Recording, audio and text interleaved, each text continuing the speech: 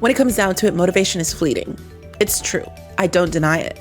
But I don't think it's something we need to ignore completely just because it's fleeting. Your life doesn't have to be hard. You don't have to slug and drag yourself through everything. You can build up your own motivation. You can help yourself. So I want to talk about motivation. I was having a conversation with my sister in the car one day. I was taking her to work, and the topic of motivation came up and what she noticed about her waxing and waning of motivation. And it got me thinking. My sister is kind of like me times 2 when it comes to procrastination and overachieving, perfectionism, at least when I was younger. I'm much better now, but she's kind of going through that hard struggle phase right now that I went through badly. So when she mentioned that she found her motivation was strongest at certain points, I took it really seriously. I was like, maybe this is a key for some people. So what she told me was whenever she was doing some sort of project, she would stick to it longer and even complete, say, a long-term goal with it if she was also watching people do it. So if she was doing her bullet journaling, she would watch people bullet journal at the same time on YouTube, and that would just keep kind of refreshing her motivation and inspiration so that she would just keep going for like a whole year. I think like last year, she did the whole year, every single month, a new design in her bullet journal. This girl who's like a serial procrastinator who stops and starts things constantly, she kept at it for a whole year because she was watching other people do it. And it got me thinking, why don't we do this normally? Usually we get excited about it because we watched somebody or we heard about it or we saw something that inspired us, and we get excited for a short spell and we keep going for a while. But then we kind of get our head down and our nose in it until we get bored and we lose motivation, and then we can't pick ourselves up the next day to do it again, or it slowly fades away into humdrum versus doing something like my sister did, where she watched videos of other people doing it constantly, regularly, in a way that she could kind of like refill her well, so to speak.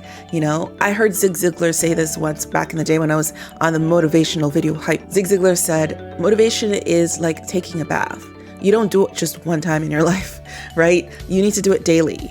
And there are people who hate on motivation and think, it's not sustainable, which it isn't. Not something you should rely on, which you shouldn't. But I don't think it's something we should dog on either. I don't think we should throw it away. It's much like my thoughts on happiness, where I really believe it's okay to want to pursue happiness. It's okay to want to be happy every single day.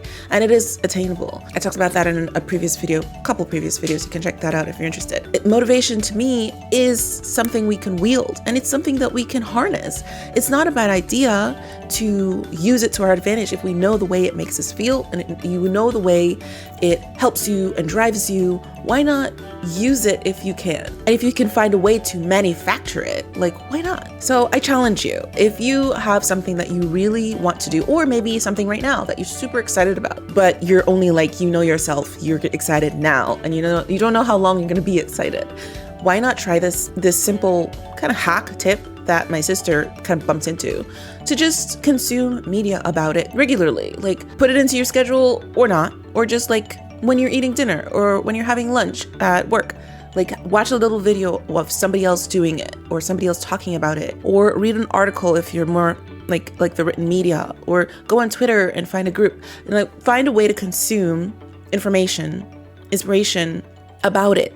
And it doesn't have to be literal motivational speaker talking about it, and just means something to remind your brain why you liked it in the first place and to help you stay on that train. The reason I think this will really work is because of a principle of life, which is where your attention goes, your intention follows.